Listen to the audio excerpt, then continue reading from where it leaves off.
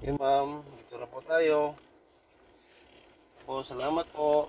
Ma'am, mayroon lang po akong ibibigay sa inyo.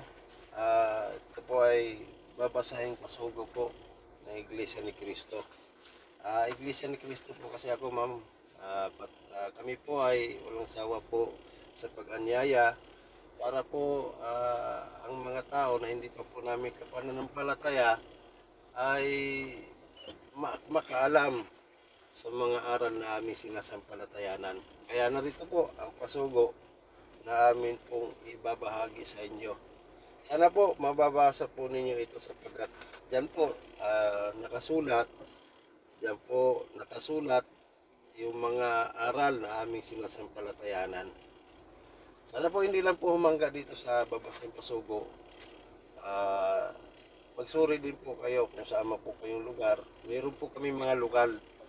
Pwede po namin kayong paglingkuran sa pamamagitan ng aming mga kapatid na nandoon.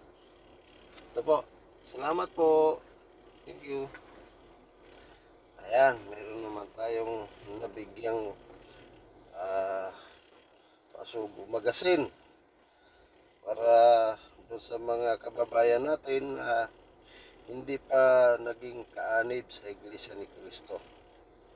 Yan po ay isa sa paraan para tayo ay makapagmisyon sa mga kababayan natin na hindi pa kaanib sa Iglesia ni Cristo.